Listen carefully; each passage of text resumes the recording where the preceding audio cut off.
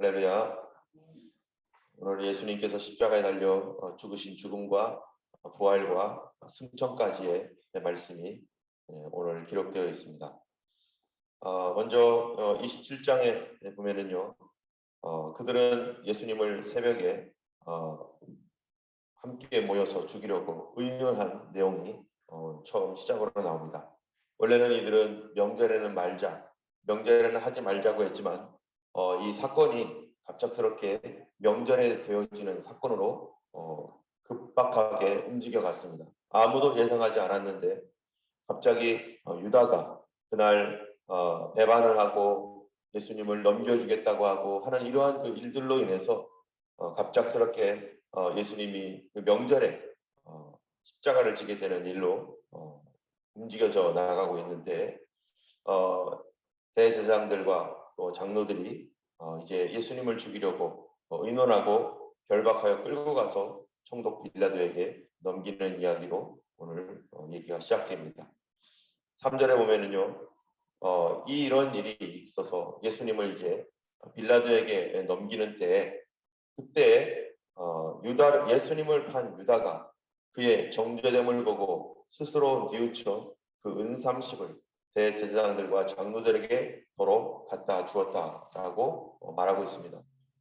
예수님께서 잡혀가는 것과 예수님이 이제 십자가에 달려 유죄 판결을 받는 이런 모습들을 보면서 바로 유다가 이제 제 정신이 드는 거죠.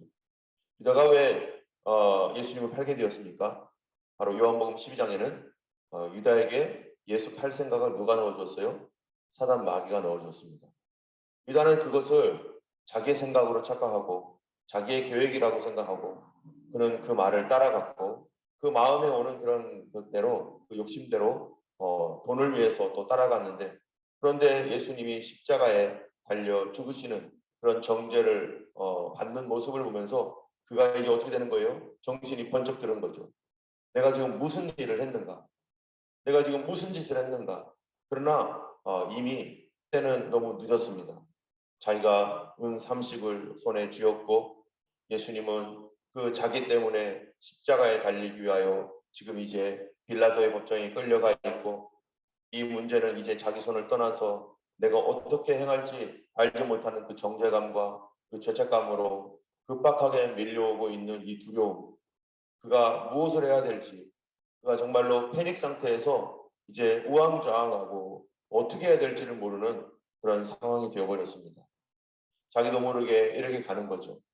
사람이요, 우리가 죄를 지어서 죄인이 아니라 죄인이기 때문에 죄를 짓는데 자기가 죄인된 모습이 여기서 적나라하게 드러나고 자기가 어떠한 죄인인지를 확실하게 볼 뿐만 아니라 이 죄를 이용해서 사단이 그 죄의 그 욕심과 죄의 감정, 죄의 어떤 그 계획들을 통해서 이제 자기도 통제할 수 없는 어떤 상황으로 크게 이끌어 갔습니다. 성경에 보시면 말씀해 보면은 이 욕심이 잉태한즉 죄를 낳고 죄가 장성한즉 사망을 낳느니라. 죄가 장성해 버리면 어떻게 할 수도 없는 상황이 돼 버립니다. 내가 이거를 끊고자 하지만 내가 이거를 처리하고자 하지만 죽음 앞에서는 인간은 손을 놓을 수밖에 없듯이 죄가 장성해 버리면 내가 죄로 움직일 수 있는 통제를 벗어나게 되고 어떨 때는 죄의 마음이 들어와도 이러면 안 되지. 내가 참아야지. 내가 용서해야지. 내가 감당해야지. 내가 시기하면 안 되지. 질투하면 안 되지. 뭐 이런 어떤 내가 어느 정도 감당할 수 있는 때가 있는데요.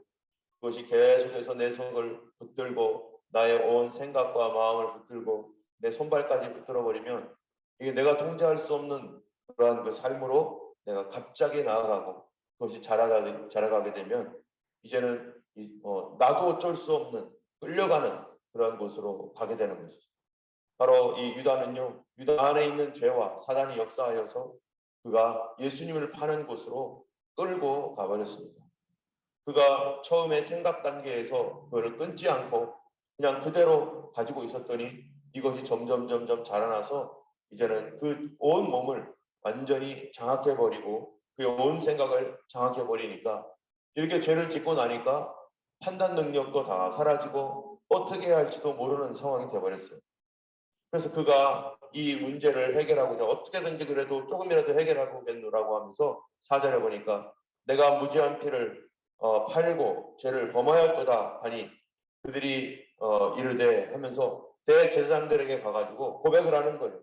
내가 잘못했다. 내가 범죄했다. 그런데 여기 보면은 3절에 보면 이런 말이 있어요. 그때 예수를 판 유다가 그의 정죄됨을 보고 스스로 뭐 했어요? 뉘우쳐서 했던 일이 뭐냐면은 내가 무죄한 피를 팔고 범죄하였다 하면서 대제사장들에 가가지고 그 일을 내가 잘못했다라고 고백을 하는 것입니다. 그런데 이 여기서 뉘우치다라고 하는 이 말은 그 헬라어로 메타멜리데이스라고 하는 말인데 이거는 이 후회하다라고 하는 감정적인 거예요. 아, 내가 정말 후회한다. 우리가 그렇잖아요. 후회하는 일이 많습니다. 그때 그렇게 했으면 안 되는데 왜 그랬을까? 왜 저랬을까? 내가 왜 그렇게 할 수밖에 없었을까? 하면서 후회를 하는 것. 메타멜리데이스. 그런데 그가 후회하면서 했던 행동이 뭐냐면은 대제사장 찾아가 가지고 내가 잘못했어. 나 이거 도로 돈 줄 거야. 여기까지는 후회한 사람이 할 수 있었어요. 근데 성경에는요. 후회하면 되는 게 아니에요. 후회한다고 되는 게 아니라 성경에서는 하나님 말씀은 뭐라고 말합니까? 뭐 하라고 하는 거예요? 메타멜리데이스가 아니라 메타노이아. 바로 회개하라는 거예요. 회개. 죄로부터 본질적으로 돌아서서 하나님께로 다시 돌이켜 돌아오는 게 회개입니다. 그런데 유다는요. 후회는 했지만 하나님께로 돌이키는 일을 하지 않아요. 하나님께로 돌이킨다는 게 뭡니까?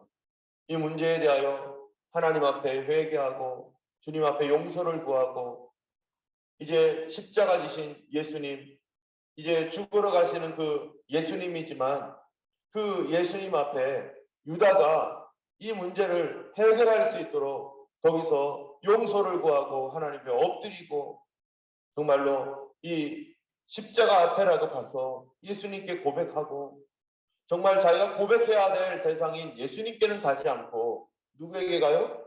대제사장에게 가는 거예요. 대제사장이 뭘 해주겠다고? 자기랑 공모해서 범죄했던 그 사람 찾아가 가지고 거기서 내가 잘못했다고 말하지 예수님의 그 모습으로 예수님께 가지는 못하고 있습니다. 고린도후서 7장 10절에 보면은 하나님 뜻대로 하는 근심은 후회할 것이 없는 구원에 이르게 하는 것이요 이르게 하는 회개를 이루는 것이요 세상 근심은 사망을 이루는 것이니라. 누구든지 근심은 할 수 있습니다. 걱정 근심 후회할 수는 있습니다.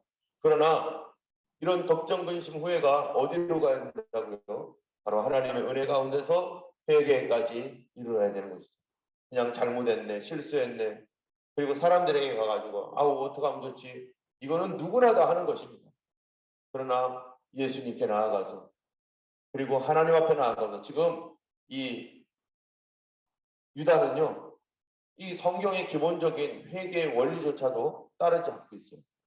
여러분 사람이 죄를 지으면 어떻게 회개하는 절차가 일어납니까? 구약시대에 어떤 사람에게 잘못을 했어요. 그러면은요 먼저 뭐 해야 돼요? 그 사람을 찾아가야 돼요.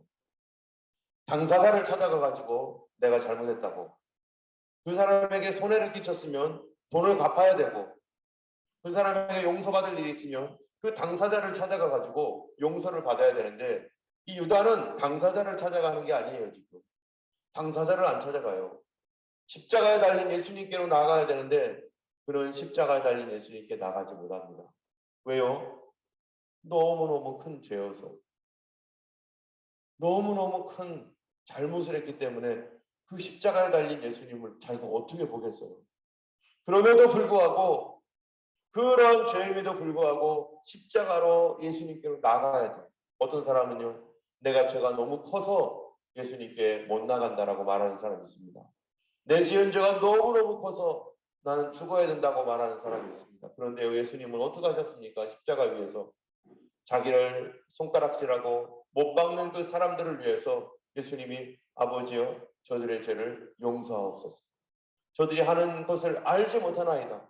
저들의 죄를 용서하옵소서가 예수님의 마지막 기도가 용서하는 기도로 예수님께서 십자가에 달려 죽으십니다.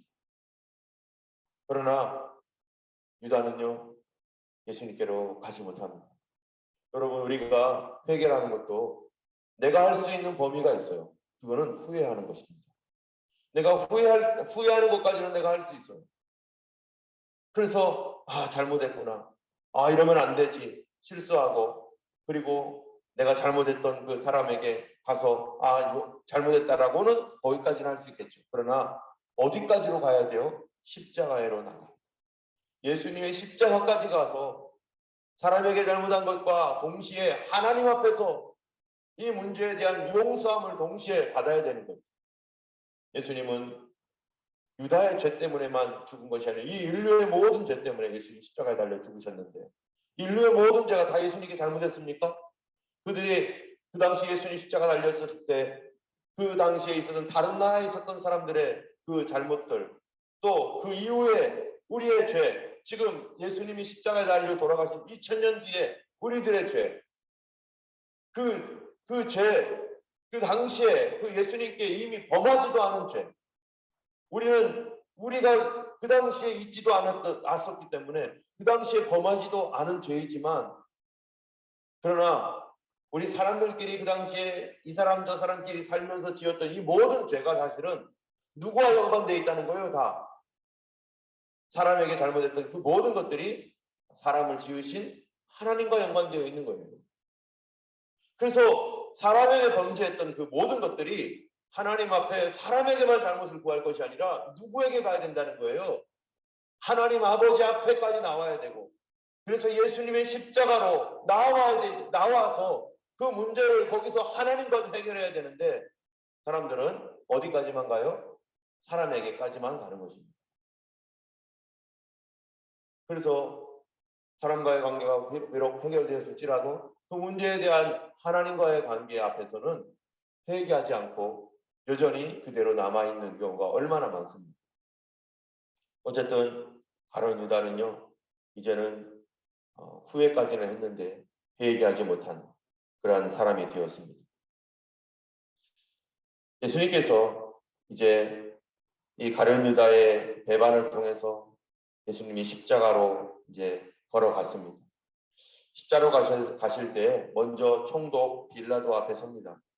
이것은 로마인의 법정이죠. 11절에 보면은 이렇게 말합니다. 서 있을 때 너가 할 수 있는 것은 도대체 뭐냐? 우리가요, 내가 힘이 있고 내가 능력이 있을 때, 내가 뭐든지 마음대로 할 수 있는 어떤 위치에 있을 때, 우리 앞에 만약에 주님이 있다면, 초라한 모습으로, 연약한 모습으로 예수님이 내 앞에 있다면, 내가 그때 빌라도였다면 나는 정말 알 수 있을까? 내가 하나님의 아들 앞에 서 있다는, 내가 하나님의 아들을 심판하겠다고 내가 앉아있다는 것을 내가 알 수 있었을까? 총독 빌라도는 전혀 몰랐던 것처럼 내가 총독 빌라도였어도, 그 자리에 내가 있어서도 내가 하나님의 아들을 심판하겠다고 앉아있다라고 하는 이 엄청난 사실을 아무도 몰랐을 것입니다. 그날 총독 빌라도는 예수님 앞에서 큰 범죄를 저질렀습니다. 우리 모두가 하나님 앞에 다 누구든지 다 주님 앞에 서 있습니다. 예수님을 따라왔던 수많은 제자들, 그리고 가룟 유다도 자기가 팔 수 있는 능력이 있을 때 예수님을 팔 것인가 말 것인가 주님 앞에서 그 일을 했던 것이고, 베드로도 똑같이 예수님을 배반하는 그런 자리에 있었을 때, 그 예수님 3번 부인할 때 내가 부인할 건가 말 건가 하는 것도 예수님이 그를 바라보고 있었잖아요. 그럴 때 우리 모두는 어떤 문제와 상황 속에서 이때 너는 어떻게 할 것이니? 오늘 하루 살아가면서 우리가 어떤 상황과 어떤 형편들을 만날 때 과연 나는 이때 주님 앞에서 어떻게 살 것인가? 라고 하는 그러한 이 심판의 자리에, 그러한 갈등의 자리에 우리가 서 있는 것이죠. 그런데 총독 빌라도가 어떻게 해서든지 예수님을 좀 봐주려고 했습니다. 왜 예수님을 놓아주려고 했습니까? 18절에 보면요, 이렇게 말해요. 이는 그가 그들을 의시기로 예수를 넘겨준 줄 알미라. 그가 알고 있었어요. 예수님이 뭐하다는 거예요? 무죄하다는 거예요. 죄 없다는 걸 알았어요. 죄 없으면 당연히 풀어줘야 되는 거예요. 그런데 빌라도는 그 예수님이 여기에 온 이유가 시기 때문이라는 걸 알았어요. 시기. 여러분, 오늘날 이 얼마나 많은 시기 속에 살고 있습니까? 그런데 예수님이 십자가를 못 박힌 결정적인 이 이유 중에 하나가 뭐라는 거예요? 사람들의 시기. 시기라는 것이 아주 작은 것 같지만 그 성경에서 예수님을 십자가에 못 박도록 사람들을 부추겼던 그런 감정이 뭐냐면 시기심이에요. 우리도 얼마나 시기가 많습니까? 젤러시한 거.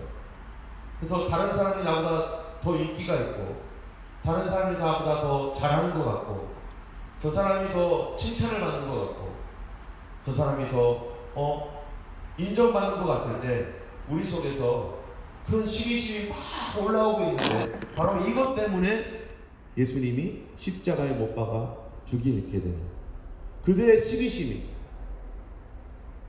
오늘날 우리의 이 시기심 때문에 무죄한 자를 심판하고 무죄한 자를 죽이는 그런 일들이 우리 안에서도 일어나고 있고, 교회 안에서도요, 얼마나 그런 것이 많은지 모릅니다.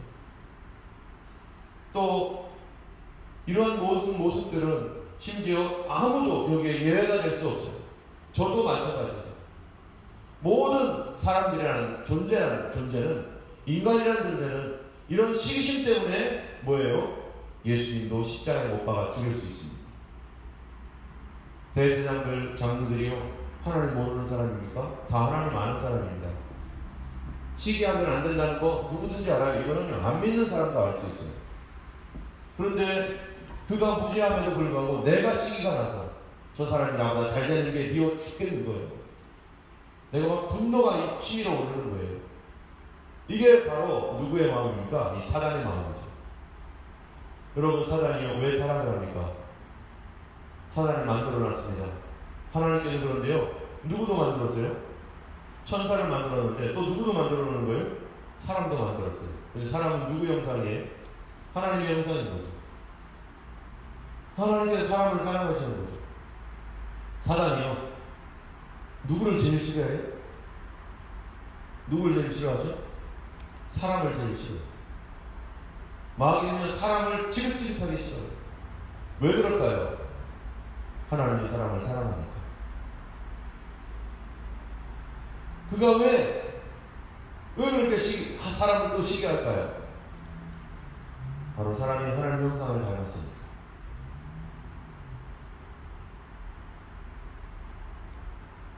사단은 하나님께 사랑을 빼앗겼다. 하나님이 나만 생각해 줘야 되는데 나만이 아니라 사람도 사랑하신다.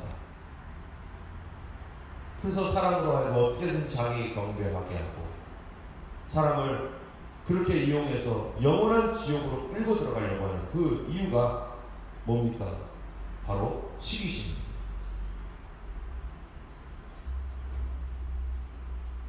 예수님을 죽이기로 했던 그 사람들도요, 시기심으로 사단의 가장 강력한, 오늘날 가장 강력한 무기, 그게 뭐겠어요?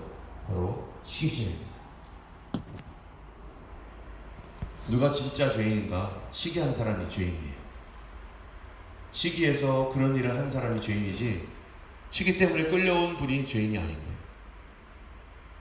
예수님께서 죄인으로 취급당하고 있지만 사실은 이게 예수님의 심판의 날입니다. 그들은 예수님을 심판하겠다고 했지만, 그러나 예수님이 그들 한 사람 한 사람을 이제 심판해 나가는 그런 시간이 되는 것입니다. 이 빌라도가 예수님을 십자가에 못 박는 그런 현장에 재판관으로 있으면서 그가 사람들에게 말합니다. 내가 누구를 놓아주기를 원하느냐. 근데 여기에 바라바라는 사람이 있는데요, 바라바라는 사람은 그 앞에 이름이 하나가 더 있어요. 우리가 예수님을 예수 그리스도라고 하잖아요. 근데 바라바에 또 다른 이름이 있어요. 바라바 하면은요, 히브리어 이름이 아니죠. 이 사람 헬라식 이름이겠죠. 그런데 이 사람 앞에 또 다른 이름이 있어요. 그게 뭐냐면 예수예요. 이 사람도 예수 바라바예요. 예수 바라바. 둘 다 예수예요. 둘 다 예수를 놓고 하나는 강도이고 하나는 구원자였어요. 근데 이스라엘 백성들은 구원자 예수님을 그들이 요구한 것이 아니라 강도 예수를 그들이 요구했습니다. 그리고 그로부터 그들이 뭐라고까지 소리 지릅니까? 예수님을 십자가에 못 박으라고 하면서 그 피를 우리와 우리 후손들에게 돌릴지어다. 자기들 입으로 스스로 저주를 요청하고 저주를 자청했어요. 어떤 사람들은 막 화가 나고 자기가 이루고자 하는 그 일을 위해서요, 저주를 자기에게 막 저주를 받아도 내가 좋아, 내가 이러다가 죽어버려도 좋아하면서 막 그러는 경우가 있어요. 우리가 말대로 안 된 것이 얼마나 감사한지 몰라요. 주님께서 내 말 다 들어주면 우리가 그러잖아요. 주여 내 기도를 들어주세요. 어떤 사람은 왜 내 기도 안 들어줘요? 내 기도 왜 안 들어줘요? 막 이렇게 하는데, 만약에 내가 입으로 했던 말 주님이 다 들어주시면 우리 어떻게 돼 있죠? 우리 벌써 이 땅에 없습니다. 그리고 뭐라고 했어요? 맨날마다 죽어버려야 돼, 이 멍청이, 이 바보 하면서 우리가 얼마나 말로써 그렇게 했습니까? 근데 그거 갖고 왜 안 들어줘요? 왜 안 들어줘요? 이런 사람 있어요? 없어요? 아무도 없죠. 그런데 우리의 기도가 조금 지체될 때, 내가 원하고 있는 기도가 지체될 때 우리는 뭐라고 합니까? 왜 안 들어줘요? 하나님 날 미워하나 봐. 만약에 내가 내 입술로 하나님께 요청했던 그러한 그 나의 말들, 나의 저주들 주님이 다 들어주셨으면은 이 땅에 있지도 않을 거예요. 하나님께서 감사하게도 골라서 들어주셔서 오히려 감사해요. 그들이 이런 말을 하며 예수님을 십자가에 못 박는데 강력하게 그들이 요청을 했습니다. 결국 예수님께서 십자가에 못 박히는데요. 그런데 여기서 보면은 예수님께서 겟세마네 동산에 올라가셔서 기도를 3번을 합니다. 아버지여, 할 수만 있으면 이 잔을 내게 옮겨달라고. 그러면서 마지막 3번째는 아버지 뜻대로 되기를 원하나이다 하고 결단을 하고 예수님이 십자가를 지러 갑니다. 예수님이 그 겟세마네 동산에서 기도할 때 얼마나 갈등이 됐겠어요. 내가 고민하여 죽게 되었도다 하시면서 예수님께서 그렇게 갈등하며 예수님께서 괴로워하며 그렇게 결단을 하고 이제 십자가를 갔는데, 여러분 그렇게 결단하고 십자가를 질 때 예수님에게 오고 있는 게 뭡니까? 마지막에 예수님을 십자가에 못 박아가지고요, 사람들이 예수님을 이제 밑에서 조롱할 때 내려와 보라고, 내려오면 내가 하나님의 아들인 거 인정하겠다고, 네가 예수냐, 네가 나사렛 유대인의 왕이냐, 네가 하나님의 아들이라며 내려와서 우리에게 증명해 보라고. 이게 뭐죠? 마지막까지 뭐가 있는 거예요? 사명 감당하는데요, 예수님 마지막 사명 감당하는데 뭐가 있는 거예요? 유혹이 있는 거예요. 시험이 있는 거예요. 죽을 때까지 시험 받았어요. 우리가 나이가 들고 또 어떠한 상황에서 내 사명 끝까지 가는데 거의 다 끝날 때까지도, 완벽하게 끝나기 전까지 우리는 뭐 받을 수 있어요? 시험 받을 수 있고 유혹 받을 수 있고. 내가 지금까지 잘 해왔어요. 내가 정말로 깨끗하게 잘 해왔어요.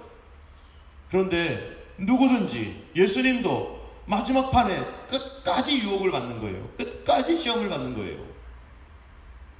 과거에 잘한 거 아무리 잘해도 지금 마지막 이 순간 예수님이 에이 정말 화난다 해가지고 만약에 내려왔으면요, 그 전에 있었던 거 모든 것이 다 없어지는 거죠.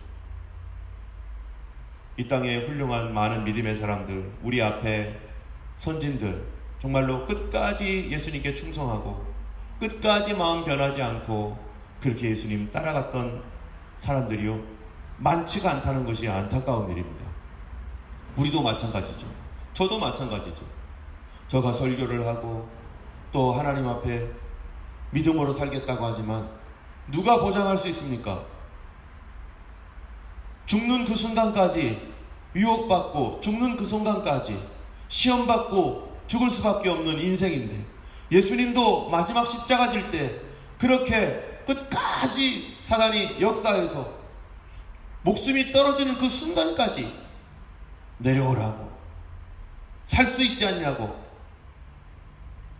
하나님의 아들됨을 내려와서 증명해 보라고, 그러면서 끝까지 그렇게 시험을 했었습니다.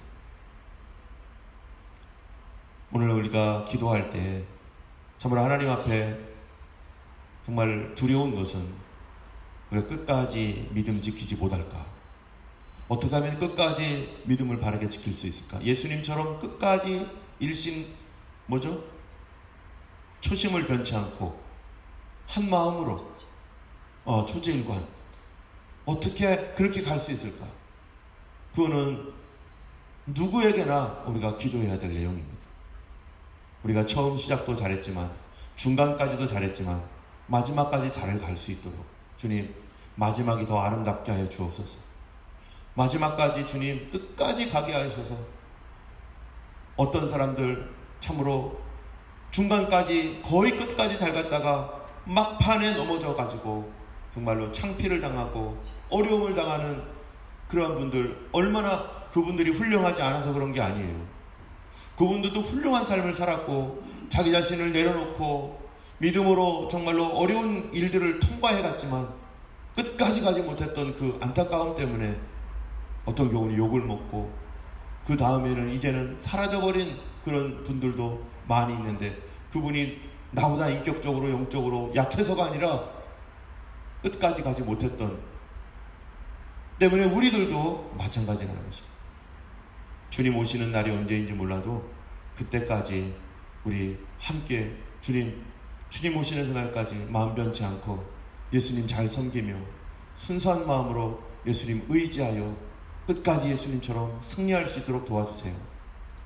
예수님 나를 붙들어 주시고 떠나지 마시고, 주님 어떠한 순간에도 예수님 배반치 아니하며 믿음으로 살아갈 수 있는 처음 성령님께서 주셨던 그 마음 끝까지 변치 않고 살아갈 수 있도록 우리를 깨워주시옵소서.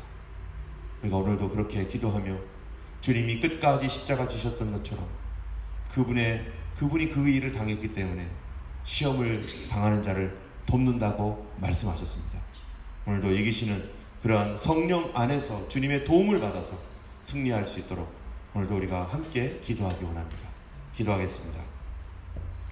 걸어가신 예수님, 참으로 끝까지 주님께서 충성하셨고 끝까지 주님 사명의 길을 잘 감당하신 예수님, 그 주님의 거룩한 성령께서 우리에게도 끝까지 달려갈 수 있는 믿음 주시고 끝까지 변치 않고 끝까지 하나님이여 순결하고 정결하고 거룩하게 주님을 잘 섬길 수 있는 충성된 증인이 될 수 있도록 늘 도와주시옵소서. 작은 것에 낙심하며 작은 것에 하나님이여 우리의 마음을 얼마나 많이 내려놓고 포기하고 살아가고 있는지요. 주님, 참으로 예수님을 끝까지 사랑할 수 있는 저희 모든 성도들 되고 우리 교회 되어서 처음에 시작하신 분도 하나님이시오니 마치는 시간도 주님께 맡겨드리며 믿음으로 살아갈 수 있도록 오늘도 인도하여 주시옵소서. 그리하여 부활의 놀라운 영광을 보게 될 줄 믿습니다. 사람들이 알지 못하는 놀라운 부활을 체험하게 하실 주님을 찬양합니다. 감사드리며 우리 주 예수님 이름으로 기도드렸습니다. 아멘. 하늘에 계신 우리 아버지, 이름이 거룩히 여김을 받으시오며 나라의 임하옵시며 뜻이 하늘에서 이룬 것 같이 땅에서도 이루어지이다. 오늘날 우리에게 일용할 양식을 주옵시고 우리가 우리에게 죄 지은 자를 사하여 준 것 같이 우리 죄를 사하여 주옵시고 우리를 시험에 들게 하지 마옵시고 다만 악에서 구하옵소서. 그게 나라와 권세와 영광이 아버지께 영원히 쌓옵나이다. 아멘. 오늘도 승리하시는 하루 되기를 예수님의 이름으로 축원합니다. 우리 기도하겠습니다.